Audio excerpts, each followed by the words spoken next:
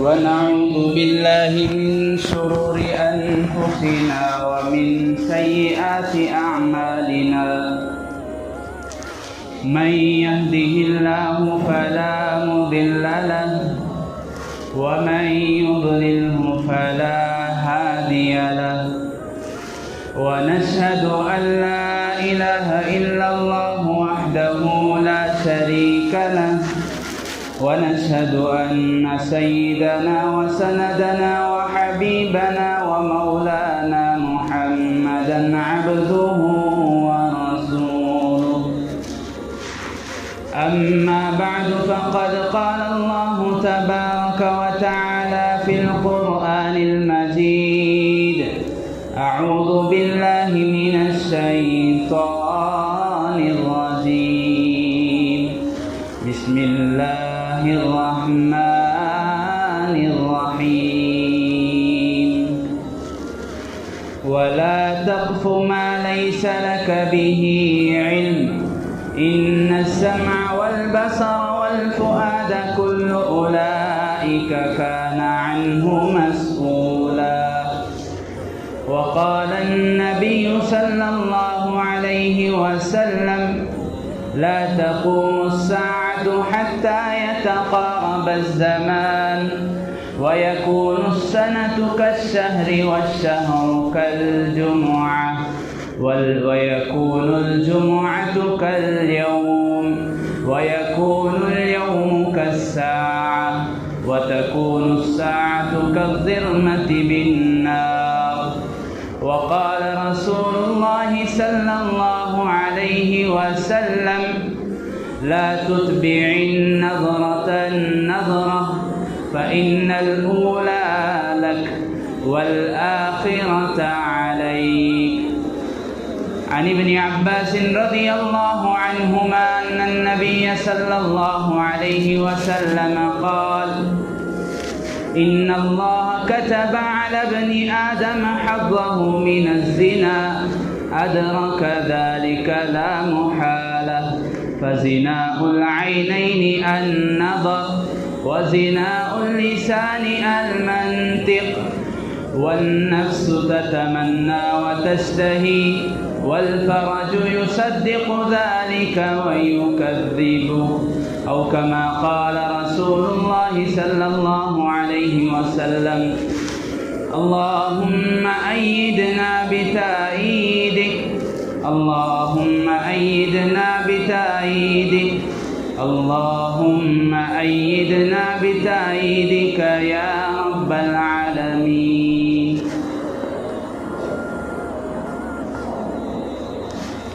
محترم معزز بزرگوں دوستوں نوجوان بھائیوں عزیز ساتھیوں میں نے خطبے میں جو حدیث تلاوت کی ہے پہلی حدیث اللہ کے نبی علیہ السلام ارشاد فرماتے ہیں قیامت اس وقت تک قائم نہیں ہو سکتی زمین و آسمان اس وقت تک فنا نہیں ہو سکتے چاند و سورج اس وقت تک ٹوٹ کر نہیں گر جاتے لوگ دوبارہ زندہ اس وقت تک نہیں ہوں گے اور اس وقت تک سور نہیں پھونکی جائے گی جب تک کہ لوگوں پر ایک زمانہ ایسا آ جائے یعنی مطلب یہ ہے کہ اس کا ہونا یقینی ہے وہ زمانے کا آنا اتنا یقینی ہے جیسے صبح ہوگی تو سورج ضرور آئے گا صبح ہو اور سورج نہ نکلے محال مشکل چاند ہو رات ہو چاند آئے یہ ضروری ہے رات ہو چاند نہ آئے یہ ناممکن ہے بالکل اسی طرح قیامت کا اس وقت تک قیام نہیں ہو سکتا قیامت اور پوری دنیا اس وقت تک ٹوٹ پھوٹ کر فنا نہیں ہوگی جب تک کہ ایک وقت ایسا نہ آئے لوگوں پر اللہ کے نبی علیہ السلام نے فرمایا کہ اس زمانے میں اس وقت میں، اس دور میں وقت ایسا تیز ہو جائے گا، وقت ایسا بہت تیز رفتاری کے ساتھ چلنے لگے گا، ٹائم ایسا بھاگے گا کہ سال مہینے کی طرح ہو جائے گا۔ وَيَكُونَ السَّنَةُ كَالشَّهْرِ وَالشَّهْرُ كَالْجُمْعَةِ، اور مہینہ ایک ہفتے کی طرح لگے گا۔ وَالْجُمْعَةُ كَالْيَوْمِ، اور یہ ایک ہفتہ ایک دن کی طرح گزر جائے گا۔ وَالْيَوْمُ كَالسَّاعَةِ، اور ایک دن ایک گھنٹے کی طرح گزر جائے گا، اور ایک گھنٹہ كَالظِّلْمَةِ بِالنَّارِ، جس طرح ایک آدمی آگ کی چنگاری کو لیتا ہے، جس طرح کسی چیز میں، کسی کوئلے میں، کسی دہکنے والی جگہ، آگ نکلنے والی جگہ جب پھونکتا ہے، جس طرح آگ کی چنگاری آ کر بجھ جاتی ہے، کتنے جلدی سیکنڈوں میں وہ آگ کی چنگاری آ کر پھر واپس بجھ جاتی ہے، ختم ہو جاتی ہے، بالکل اسی طرح گھنٹہ سیکنڈوں میں ختم ہو جائے گا۔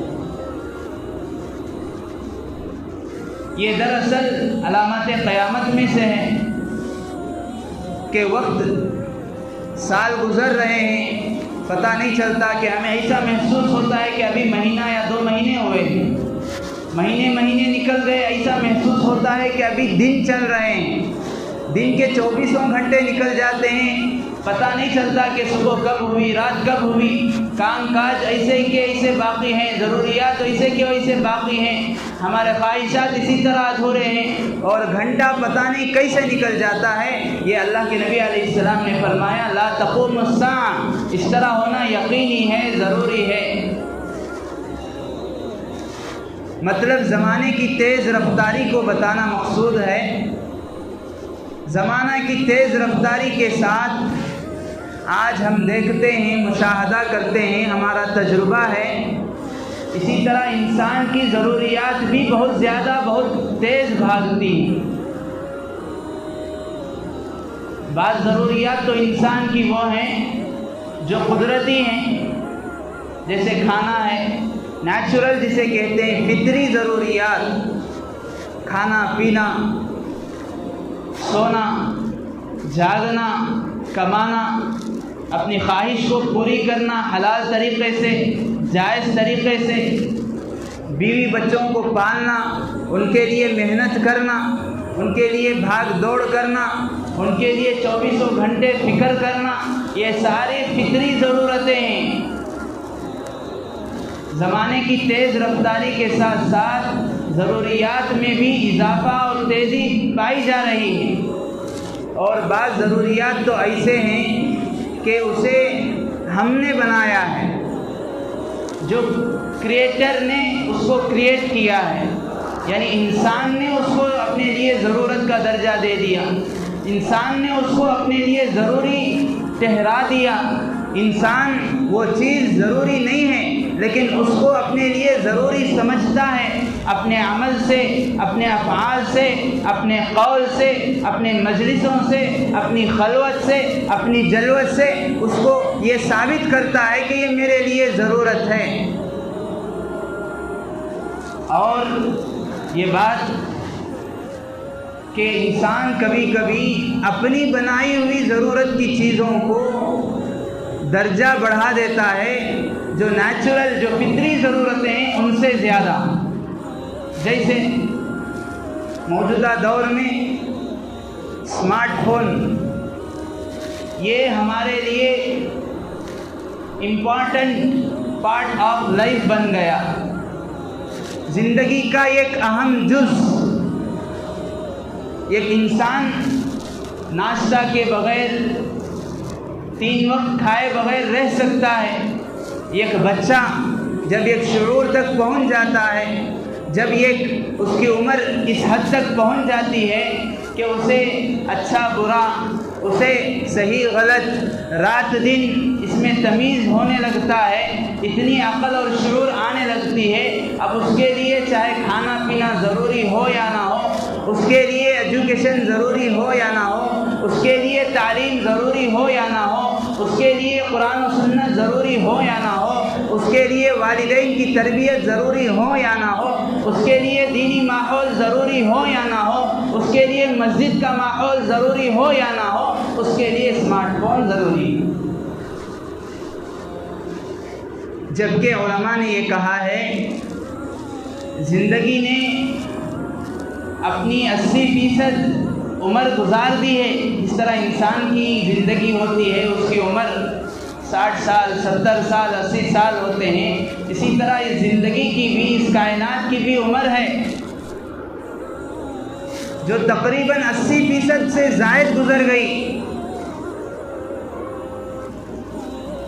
80% سے زائد گزارنے والے کیا انسان نہیں تھے؟ کیا ان کی ضروریات نہیں تھے؟ کیا ان کے خواہشات نہیں تھے؟ کیا ان کے بیوی بچے نہیں تھے؟ وہ بھی زندگی گزارتے، وہ بھی سوتے، وہ بھی اٹھتے، وہ بھی ضروریات کے لیے، وہ اپنے خواہشات کے لیے، بیوی بچوں کے لیے بھاگ دوڑ کرتے تھے. انہوں نے بھی اپنی زندگی گزاری، لیکن انہوں نے اس چیز کو یا ایسی چیزوں کو، بے ضروری چیزوں کو، ضرورت سے زائد چیزوں کو اپنی ضرورت میں اپنی زندگی کا اہم حصہ نہیں بنایا تھا. اسی لیے ہم اپنے بچپن کے اس دور کو یاد کریں. ہمارے بچپن کے دور میں، ہمارے بچپنے میں، ہمارے کم عمری میں اگر کسی کے پاس چھوٹا سا موبائل بھی ہوتا، اگر کسی کے پاس چھوٹا سا ریڈیو بھی ہوتا، تو ہم لوگ بلکہ دنیا، بلکہ معاشرہ، سماج، خاندان، افراد اسے تعجب کی نگاہ سے دیکھتے تھے. اسی لیے اگر اس وقت، جبکہ ابھی ایروپلین، ہوائی جہاز کا وجود نہیں ہوا، اگر اس وقت کہا جاتا لوگوں کو کہ لوہا آسمان میں فضا میں اڑ سکتا ہے، ایک ایسی چیز جو وزنی ہے، بھاری ہے، وزن جس میں موجود ہے، ایسی چیز فضا میں تیر سکتی ہے، اڑ سکتی ہے، تو لوگ کہنے والے کو پاگل سمجھ سکتے تھے، اس لیے کہ اس کا وجود نہیں تھا. لیکن زمانہ جیسے جیسے آگے بڑھا، جیسے زمانے کی تیز رفتاری ہوئی، اسی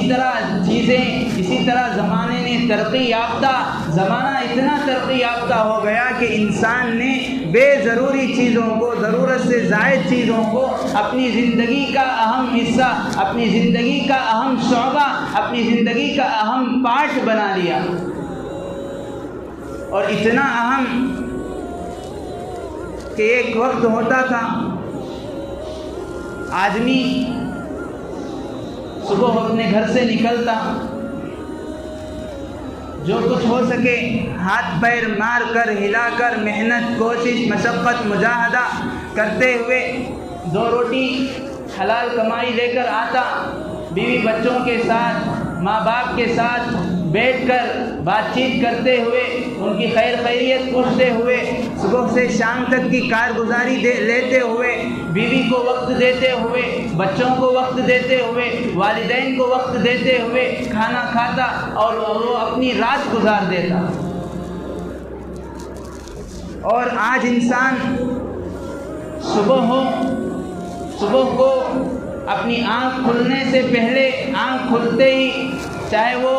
بیدار ہونے کی دعا پڑھے یا نہ پڑھے، اس کی تعویذ بازو رہتی ہے، اٹھا کر پیغامات پڑھنا شروع کر دیتا ہے. شام میں بستر پر جائے، سونے کی دعا پڑھے نہ پڑھے، سونے کی سنتوں کا لحاظ ہو یا نہ ہو، بستر کو جھاڑ کر سونا اسے خیال نہ ہو،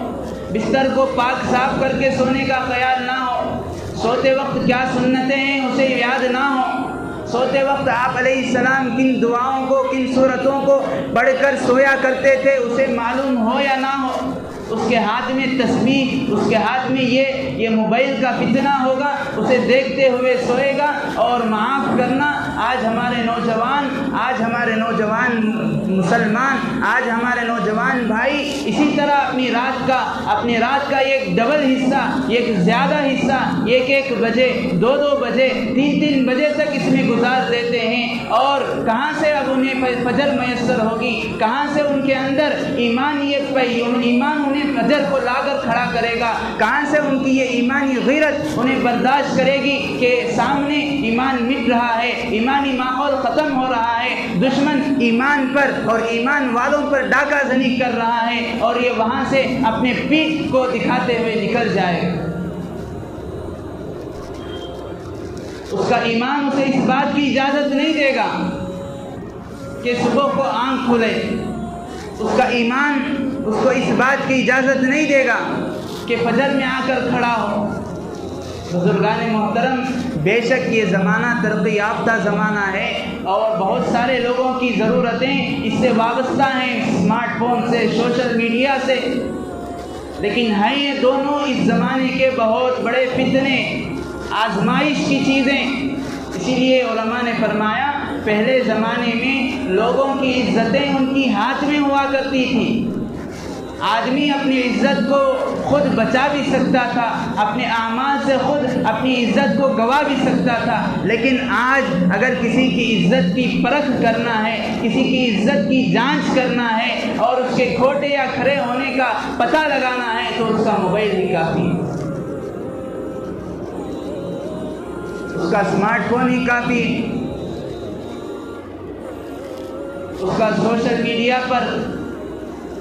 غیروں کے ساتھ، اغیار کے ساتھ، نامحرم عورتوں کے ساتھ اس کے تعلقات، اس کی فرینڈشپ، اس کی دوستی، اس کی گپ شپ، اس کا ہائے ہیلو، یہ ساری چیزیں یاد رکھیں۔ اسی لیے علماء نے فرمایا، ایک حدیث پاک میں اللہ کے نبی علیہ السلام نے ارشاد فرمایا کہ عورتوں کو میں نے جب معراج کی رات جب میں نے آسمانوں کا سفر کیا، جب میں نے مشاہدہ کیا جنت کا، جہنم کا، جہنم کے عذابات کا مشاہدہ کیا کہ جہنم میں کن لوگوں کو کن اعمال کی وجہ سے گناہ زیادہ ہو رہے ہیں، عذاب زیادہ ہو رہا ہے، تو میں نے دیکھا کہ عورتوں کو زیادہ عذاب ہو رہا تھا۔ صحابہ نے پوچھا وجہ کیا ہے یا رسول اللہ کہ عورتوں کو زیادہ عذاب ہو رہا ہے؟ تو آپ علیہ الصلوۃ والسلام نے ارشاد فرمایا تکثر اللعنۃ وتکفرن العشیر، کہ وہ لعن طعن زیادہ کرتی ہیں، گالی گلوچ زیادہ کرتی ہیں اور ہمیشہ بددعائیہ الفاظ نکالتی ہیں، شوہر کی نافرمانی کرتی ہیں، شوہر کو برا بھلا کہتی ہیں۔ عورتوں کے جہنم میں جانے کی وجہ یہ دو چیزیں، لعن طعن کی کثرت، شوہر کی نافرمانی۔ علماء نے فرمایا بالکل آج کے ماحول کو دیکھ کر یہ پتہ چلتا ہے، آج کے ماحول کو دیکھ کر یہ ہم کہہ سکتے ہیں مرد حضرات کے، مردوں کے جہنم میں جانے کی وجہ یہ اسمارٹ فون اور سوشل میڈیا۔ اتنا ہی نہیں، اس کے ایسے حیرت انگیز انکشافات، ایسی تباہ کاریاں، ایسے نقصانات، ایسے مضر سامنے آئے کہ صرف اس موبائل کی وجہ سے، اس کے سوشل میڈیا پر ایکٹیو رہنے کی وجہ سے گھر کے گھر اجڑ گئے۔ ہم نے خود ایسے بہت سارے معاملے، ایسے کیسز دیکھے جس میں عورت شوہر سے خلا لینے کا مطالبہ کر رہی ہے، شوہر بیوی کو طلاق دینا چاہتا ہے، دونوں میں انبن ہے، ماں باپ بچوں میں انبن ہے، باپ بیٹے کے لیے وقت نہیں دیتا، بیٹا باپ سے شکایت کرتا ہے، ماں کو بیٹی سے شکایت ہے، بیٹی کو ماں سے شکایت ہے، بھائی بہنوں میں محبت نہیں۔ سارے وجوہات، ان سارے فسادات کی جڑ اسمارٹ فون اور یہ سوشل میڈیا۔ ایسا نہیں کہ اس کے کوئی فائدے نہیں ہیں، اس کے فائدوں سے انکار نہیں ہے، لیکن اس کے نقصانات بھی تو ہیں۔ اس کے فائدوں کی وجہ سے آدمی اسے اپنا اتنا اہم زندگی کا جز اور لازمی حصہ بنا لے کہ گھر ہے، گھر میں بہت سارے افراد مل کر بیٹھے ہیں، ایک چھت کے نیچے 10 لوگ رہتے ہیں، 8 افراد شامل ہیں، ایک ساتھ زندگی گزارتے ہیں، لیکن سب تنہا ہیں، سب الگ الگ،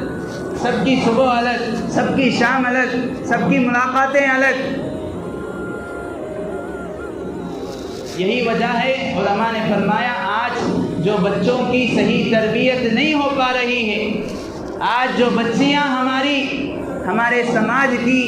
ہمارے معاشرے کی، ہماری قوم و ملت کی بچیاں جو دین سے بیزار ہو رہی ہیں، دین کو الوداع کہہ کر غیروں کے ساتھ جا رہی ہیں، ہمارے بچے دین کے راستے سے، مساجد سے، دین کے کاموں سے چڑچڑانے لگتے ہیں، اس سے دور بھاگنے لگتے ہیں۔ اس کی وجہ یہی ہے، یہی سوشل میڈیا، یہی اسمارٹ فون۔ تھوڑا تصور کریں، تھوڑے دن، تھوڑے سال پہلے چلیں، دیکھیں جو مرحوم موبائل ہوا کرتے تھے، بالکل چھوٹے سے، جن کا تعلق نہ انٹرنیٹ سے تھا، جن کا تعلق نہ ہی عیاشی سے تھا، نہ ہی اس میں فحاشی کو دیکھ سکتے تھے.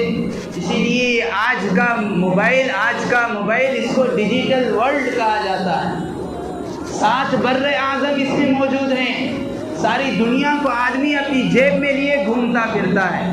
بے شک اس کا صحیح استعمال بھی کر سکتے ہیں کہ آدمی اس سے بیانات سنتا ہے، آدمی اس سے نعت سنتا ہے، آدمی اس سے نعت سن کر اللہ کے نبی علیہ السلام سے عشق میں اپنا اضافہ کر سکتا ہے، آدمی اخبارات سے اور امت کے حالات سے اور اقوام کے حالات سے اور ساری دنیا کے حالات سے واقفیت حاصل کر سکتا ہے. لیکن اس کے حدود ہیں. دل کا حدود اللہ تعالیٰ نے ہر ایک چیز کی حد بندی کی ہے، ہر ایک چیز کی باؤنڈری کی لکیر اللہ تعالیٰ نے کھینچ دی ہے. وَمَن يَتَعَدَّ حُدُودَ اللَّهِ فَقَدْ ظَلَمَ نَفْسَهُ وَمَن يَتَعَدَّ حُدُودَ اللَّهِ فَأُولَٰئِكَ هُمُ الظَّالِمُونَ. جو شخص ان حدوں کو پار کرتا ہے، جو شخص ان حدوں کو پھلانگتا ہے. گیا تھا نعت سننے کے لیے، فیس بک کھولا تھا اچھے اقوال پڑھنے کے لیے، یوٹیوب کھولا تھا تاکہ کوئی بیان سن سکوں، استعمال کرنے گیا تھا، استعمال ہو گیا.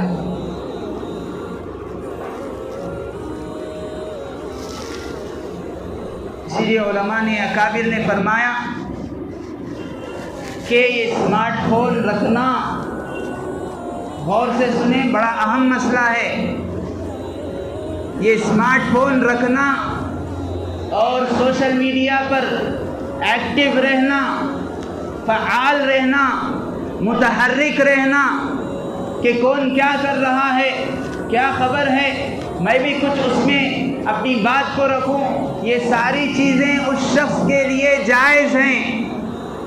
یہ فون رکھنا اور سوشل میڈیا کا استعمال اس شخص کے لیے درست ہے جسے یہ یقین ہو یا کم از کم بھروسہ ہو کہ میرے آنکھ پھسل نہیں سکتے، میری انگلی یہ غلط چیز کو جا کر ٹچ نہیں کر سکتی، میری نگاہ بھٹک نہیں سکتی، میرے خیالات بھٹک نہیں سکتے. اس لیے کہ شروعات آنکھ سے ہوتی ہے. اللہ کے نبی علیہ السلام نے ارشاد فرمایا، حضرت عبداللہ ابن عباس رضی اللہ عنہما بیان کرتے ہیں، اللہ کے نبی علیہ السلام نے ارشاد فرمایا فَزِنَاءُ الْعَيْنَيْنِ النَّظَرُ. بدکاری کی شروعات، زنا کی شروعات، عیاشی کی شروعات، فحاشی کی شروعات، اللہ کی نافرمانی کی شروعات، اللہ سے بغاوت کی شروعات، اللہ کے حدود اور باؤنڈری کو پار کرنے کی شروعات آنکھ سے شروع ہوتی ہے. اور آنکھ کا زنا یہ دیکھنا ہے. وَزِنَاءُ اللِّسَانِ الْمَنطِقِ. اب دیکھا، اس نے یہ سوچا تھا کہ میں نعت سنوں گا، کچھ دیکھ لیا، اب اس کے تذکرے ہوں گے، اس کے تبصرے ہوں گے دوستوں میں، اگر لڑکی ہے سہیلیوں میں، اپنے فرینڈ سرکل میں کہ یہ چیز میں نے دیکھی، یہ چیز میں نے دیکھی، تو بھی اس کو دیکھ سکتا ہے، تو بھی اس سے لطف اندوز ہو سکتا ہے، تو بھی اس سے مزے لے سکتا ہے. وَزِنَاءُ اللِّسَانِ الْمَنطِقِ. اس کا مذاکرہ ہوگا، اس کی بول چال ہوگی، یہ بھی زنا ہے. پھر اس کے بعد آپ علیہ السلام نے فرمایا وَالنَّفْسُ تَتَمَنَّى وَتَشْتَهِي. پھر اس کے بعد اس کا نفس دل چاہے گا، اس کے نفس سے شہوت ابھرنے لگے گی، وہ اس کا جی چاہے گا کہ میں حرام کی طرف جاؤں، میں بدکاری کی طرف جاؤں، میں فلاں کام کروں، میں فلاں زنا کروں، میں فلاں عیاشی کروں، میں فلاں فحاشی کروں، میں فلاں سے دوستی کروں، میں فلاں سے فرینڈ ریکویسٹ کو بھیجوں، میں فیس بک کو ڈاؤن لوڈ کروں، میں فلاں سے اپنے تعلقات کو بڑھاؤں. یہاں پر بات نہیں رکے گی. وَالْفَرْجُ يُصَدِّقُ ذَلِكَ وَيُكَذِّبُ. جب بات آنکھ سے شروع ہوئی، آنکھ سے زبان پر اتری، زبان سے دل میں اتری، پھر دل سے اسی طرح اس کا نیچے کا حصہ، وہ زنا کا جو اصل حصہ جہاں سے آدمی بدکار بن جاتا ہے، جہاں سے حرام کاری کی طرف چلا جاتا ہے، وہ اس کی شرمگاہ تک بات آ جاتی ہے. اسی لیے قرآن نے فرمایا قد افلح المؤمنون. مومن کامیاب ہیں، یقیناً کامیاب ہیں، بے شک کامیاب ہیں. الذین هم فی صلاتهم خاشعون. مومن وہ نہیں ہے جس نے 5 وقت کی نماز پڑھ لیا، جس نے اپنے چہرے پر داڑھی رکھ لی، جس نے اپنے جس نے اپنے چہرے پر داڑھی رکھ لی، جس نے اپنے سر پر ٹوپی پہن لی، کرتا پاجامہ پہن لیا، 5 وقت کا پابند ہے اور پہلی صف کا پابند ہے، لیکن اس کی خلوتیں صحیح نہیں ہیں، اس کی تنہائی صحیح نہیں ہے، اس کی تنہائی میں اس کے خیالات بھٹک جاتے ہیں، اس کی تنہائی میں اس کے نگاہ بھٹک جاتے ہیں، اس کی تنہائی میں اس کے پیر پھسل جاتے ہیں، وہ مومن نہیں ہے۔ والذین هم لفروجهم حافظون، مومن تو وہ ہے جن کی عزت محفوظ رہتی ہے، جو حرام کاری کی طرف جن کا خیال تک نہیں جاتا۔ لوگ کہتے ہیں بھئی تعلقات کو بڑھانا ہے، یہ دنیا ترقی یافتہ ہے، ایک دوسرے سے سلام دعا ہونی ہے، ایک دوسرے سے تعلقات کو بڑھانا ہے، ہماری ضروریات ہوتی ہیں، ہماری تجارتیں ہوتی ہیں، ہماری معاملات ہوتی ہیں، تو شریعت نے اس کی رخصت دی ہے، اجازت دی ہے، اس کی حد بندی کی ہے۔ اسی لیے فرمایا شریعت میں آج سے لے کر 1400 سال پہلے سے لے کر قیامت تک جتنے بھی نئے نئے دور آئیں گے، جتنے بھی نئے نئے دور کے مسائل کھڑے ہوں گے اور جتنے بھی نئے نئے دور کے مشکلات ہوں گے، ساروں کے حل بیان کیے گئے ہیں۔ اسی لیے بڑی خوشی ہوتی ہے ان لوگوں کے سوالات سن کر، ایسے نوجوان ایسے احباب سے ملاقات کر کے جو اسمارٹ فون اور سوشل میڈیا کے متعلق بھی سوال کرتے ہیں کہ میں یوٹیوب چلاتا ہوں، میں اس میں کیا کیا کام کر سکتا ہوں، میں فیس بک استعمال کرتا ہوں، میں فلاں ایپ استعمال کرتا ہوں، اس سے مجھے رقم آتی ہے، میں کیا وہ رقم کو استعمال کر سکتا ہوں۔ ہر چیز پر قرآن و حدیث کی رہبری حاصل کر کے اپنے قدم کو آگے بڑھاتے ہیں۔ بزرگان محترم، یہ پرفتن دور میں اس لیے اللہ کے نبی علیہ السلام نے فرمایا کہ قیامت کے قریب ایسا زمانہ آئے گا، الصابر علی دینہ، دین پر ثابت قدم رہنا، اپنی آئیڈیالوجی کو باقی رکھنا، اپنی پہچان کو برقرار رکھنا اتنا مشکل ہو جائے گا کالقابض علی الجمر، جیسا کہ ایک آدمی اپنے ہاتھ میں انگارے کو لے کر چل رہا ہو، پتہ نہیں کب وہ انگارہ بڑھتے ہوئے، کب اس انگارے کی آگ چنگاری بڑھ کر اس کے ہاتھ کو جلا دے، پھر اس کے ہاتھ سے اس کا جسم جل جائے، اس کے جسم سے، اس کے بدن سے اس کا سارا جسم خاک آلود ہو جائے، پتہ نہیں۔ بالکل اسی طرح آدمی کا اپنے ایمان کو بچا کر چلنا بہت مشکل ہو جائے گا۔ ایک تو فتنہ یہ کہ اس پر عیاشی، فحاشی، بدکاری وغیرہ کی چیزیں جو آدمی کو جہنم رسید کر دیتی ہیں، آدمی کو جہنم کی دہلیز پر پہنچا دیتی ہیں۔ دوسرا فتنہ، آدمی ان میں مبتلا ہو کر بغیر تحقیق کے بات کو آگے بڑھانا شروع کر دیتا ہے۔ کوئی بھی چیز آئے اس کے نیچے لکھا دیکھا، آگے بڑھاؤ، آگے شیئر کرو، آگے بڑھا دیا۔ اب اس میں بہت ساری چیزیں ایسی ہوتی ہیں، دشمنان اسلام یہودیوں کی طرف سے، گودی میڈیا کی طرف سے بہت ساری چیزیں اسلام کے خلاف ہوتی ہیں یا اسلام کے نام پر دھبا لگانے کے لیے ہوتی ہیں۔ وہ شروعات کرتے ہیں، 50 لوگوں تک پہنچاتے ہیں اور میں اور آپ جانے انجانے میں 50 لاکھ تک پہنچا دیتے ہیں۔ نقصان تو اسلام کا اور اسلام کے نام کا ہوا، مسلمانوں کا نقصان ہوا اور نقصان کے ذمہ دار ہم خود ہوئے۔ اسی لیے قرآن نے فرمایا وَلَا تَقْفُ مَا لَيْسَ لَكَ بِهِ عِلْمٌ، جب تک کسی بات کی تحقیق تمہیں نہ ہو، جب تک کسی بات کی تمہیں یقین نہ ہو، اس کو آگے مت بڑھاؤ۔ کوئی پوسٹ آیا، کوئی ویڈیو آیا کہ اللہ کے نبی علیہ السلام نے ارشاد فرمایا، حضرت علی رضی اللہ عنہ نے فرمایا، امام زین العابدین نے فرمایا، امام علی نے فرمایا۔ جب اللہ کے نبی کا نام علی کا نام ہے، حضرت حسین رضی اللہ عنہما کا نام ہے، جیسے ہی دیکھا بس آگے بڑھا دیا۔ اب یہ بھی ایک سازش ہو سکتی ہے، یہ بھی ایک سازش تھی کہ بہت سارے اقوال حضرت علی رضی اللہ عنہ کی طرف منسوب کیے گئے، بہت ساری باتیں حضرت علی کی طرف دشمنان اسلام نے منسوب کیا کہ اللہ کے نبی نے یہ فرمایا، حضرت علی نے یہ فرمایا، حضرت حسین سے یہ مروی ہے اور حضرت جعفر رضی اللہ عنہ سے یہ بات منقول ہے۔ لیکن جب تاریخ کی، حدیث کی، ان کی سیرت کی، ان کے سوانح کی، ان کے اقوال کی باتیں، ان کے اقوال کی کتابیں اٹھا کر پوری جان ڈالتے ہیں تب وہ کہیں بھی وہ بات نہیں ملتی. اور ہم بھی اس ضامن کے یہ حدیث ہے بس اس کو آگے بڑھا رہے ہیں. اس لیے اس سلسلے میں علماء نے فرمایا اس سلسلے میں ہم اس سلسلے میں احتیاط یہ کریں کہ جو بھی بات آئے کسی معتبر ادارے سے آئے کہ فلاں ادارے سے یہ چیز شائع ہو کر یہ پرنٹ ہو کر اس کو انہوں نے ریلیز کیا ہے, اس کو انہوں نے چھاپا ہے, اس کو انہوں نے اپلوڈ کیا ہے, معتبر ادارہ ہے, معتبر عالم ہے, معتبر حافظ ہے, معتبر دیندار ہے, ان کی طرف سے آیا جسے ہم جانتے ہیں تب بات آگے بڑھائیں, ورنہ لینے کے دینے پڑ جائیں گے. اللہ کے نبی علیہ السلام نے ارشاد فرمایا جس شخص نے میری طرف ایسی بات کو منسوب کی جو بات میں نے کہی ہی نہیں ہے, جو بات میں نے کبھی بھی نہیں کہا ہو, فَلْيَتَبَوَّأْ مَقْعَدَهُ مِنَ النَّارِ, اپنا ٹھکانہ جہنم میں بنا لے. قرآن کی کسی آیت کا ترجمہ آئے گا, حالانکہ وہ قرآن کی کسی آیت کا ترجمہ حقیقت میں نہیں ہوگا. اس کے متعلق بھی فرمایا من قال فی القرآن برأیہ فلیتبوأ مقعدہ من النار. قرآن کی تفسیر میں, قرآن کے ترجمے میں لوگ اپنی طرف سے جو باتیں گھڑتے ہیں انہیں چاہیے کہ وہ اپنا ٹھکانہ جہنم میں بنا لیں. یہ ایک طرح کا فتنہ ہے. اس لیے بہتر افضل یہ ہے جیسے میں نے بتایا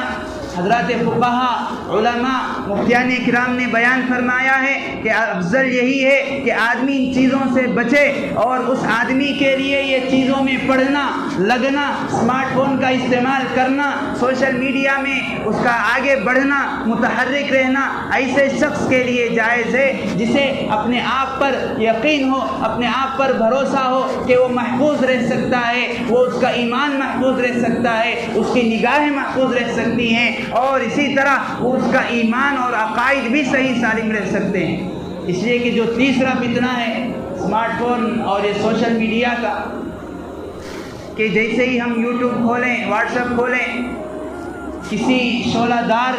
مقرر, کسی بھڑکانے والا مقرر, ایکٹیوسٹ, ایک ایسا آدمی جس کے بہت زیادہ فالوورز ہوں, جس کی بہت زیادہ لوگ اس کے چینل کو لوگوں نے منتخب کر دیا ہے, اب اس کی بات کو ہم بھی سننا شروع کر دیتے ہیں. اب وہ قرآن کی باتیں کر رہا ہے, اب وہ حدیث کی باتیں کر رہا ہے, عقائد کی باتیں کر رہا ہے. اب وہ کون ہے, اس کے عقائد کیا ہیں, کیا اس نے قرآن کو صحیح پڑھا ہے, کیا اس نے حدیث پڑھی ہے, کیا اس نے قرآن کو کسی استاذ کے پاس پڑھا ہے, کیا اس نے حدیث کو کسی محدث کے پاس سیکھا ہے, کیا وہ قرآن کی تفسیر کر رہا ہے کہ وہ صحیح طور پر مفسر ہے, کیا وہ حدیث کو بیان کر رہا ہے صحیح طور پر محدث ہے. اس کی تحقیق نہیں, بس ہم نے دیکھا اس کی بات ہمیں اچھی لگی, اب ہم اس کی بات کو سننا شروع کر دیتے ہیں. اور اتنا ہی مسئلہ نہیں, یہاں پر بات نہیں رکتی, آ کر علماء سے الجھتے ہیں بہت سارے لوگ کہ ہم نے یہ مسئلہ سنا ہے, آپ نے اس طرح مسئلہ بیان کیا, آپ نے غلط بیان کیا. جب ان سے پوچھا جائے آپ نے یہ مسئلہ کہاں پڑھا, کہاں سے سنا, کہتے ہیں ہم نے یوٹیوب سے پڑھا ہے, گوگل سے سنا ہے, گوگل سے پڑھا ہے. گویا کہ آج ہم لوگوں نے قرآن اور حدیث سیکھنے کا اعلیٰ ذریعہ یوٹیوب اور گوگل کو بنا دیا, سوشل میڈیا کو بنا دیا. اسی لیے کسی بزرگ نے کہا آج ایک عالم کو علامہ نہیں کہا جاتا, علامہ گوگل ہیں, آج عالم صاحب علامہ نہیں ہیں. آج یوٹیوب علامہ بنا ہوا ہے, مولانا علامہ صاحب نہیں ہیں. بزرگان محترم یہ شروعات تو جو شروع کی تھی, اگرچہ کہ اس میں گندگی ہے, اگرچہ کہ خباثت ہے, لیکن اس کا استعمال صحیح طور پر صحیح لوگ کر سکتے ہیں. اس کے لیے بہت ساری احتیاط برتنی پڑتی ہے, بہت ساری چیزوں سے بچنا پڑتا ہے. اپنے نگاہ کو بھی بچانا ہے, اپنے ذہن کو بھی بچانا ہے, اپنے عقائد کو بھی بچانا ہے, اور اسی طرح اپنے نظریات کو بھی بچانا ہے, اپنے فکروں کو بھی بچانا ہے, اپنے ماحول کو بھی بچانا ہے. بہت محتاط ہو کر ان چیزوں کا استعمال ہم کر سکتے ہیں, تب ہمارے لیے درست, ورنہ ہمارے لیے دنیاوی نقصان بھی اٹھانے پڑتے ہیں اور اخروی نقصان تو اس میں ہے ہی. اس لیے گزارش ہے کہ ہم ان چیزوں کا استعمال دیکھ دکھا کر کریں, بہت سارے لوگ اعتراض کرتے ہیں کہ اس میں غیر مسلم دوسرے اقوام کے لوگ بہت زیادہ آگے بڑھے ہوئے ہیں، دوسرے اقوام کے لوگ بہت زیادہ اس پر ایکٹیو رہتے ہیں، مسلمانوں کی قوم اور ہماری قوم اس سلسلے میں بہت پیچھے ہے۔ بے شک صحیح بات ہے، اگر آگے بڑھنا ہے، اگر اس سلسلے میں ہمیں کچھ کرنا ہے، اگر ہمیں اپنی قوم کا، اگر ہمیں اپنی ملت کا نام روشن کرنا ہے تو اس کے بھی طریقے ہیں، اس کا بھی جواز ہے، اس کی بھی ایک احتیاط کے ساتھ شریعت نے رخصت دی ہے۔ شریعت کے مسائل شریعت جاننے والوں سے، تفسیر کے مسائل مفسرین سے، حدیث کے مسائل محدثین سے، اور نماز و سنت کے مسائل، فقہ کے مسائل حضرات فقہا سے پوچھے جاتے ہیں۔ اب یہ نہیں کہ ہم نے اس میں دیکھ لیا، سرچ کر لیا، نماز کا مسئلہ کیا ہے، نماز کا مسئلہ بتا دیا، اب ہم سمجھتے ہیں کہ ہم عالم بن گئے، ہم مسئلے کو صحیح طور پر جاننے والے بن گئے، ہم نے اپنی نماز صحیح کر لی، ہم نے اپنی تلاوت صحیح کر لی، ہم نے اپنا روزہ صحیح کر لیا، ہم نے اپنے معاملات صحیح کر لیے۔ ایسا نہیں، قرآن و حدیث کا تسلسل یہ سینہ بسینہ آیا ہوا ہے، اللہ کے نبی سے حضرات صحابہ نے سیکھا، حضرات صحابہ سے تابعین نے حاصل کیا، تابعین سے تبع تابعین نے حاصل کیا، پھر ان سے ان کے بعد کے لوگوں نے، اسی طرح زمانہ در زمانہ آگے بڑھتا گیا،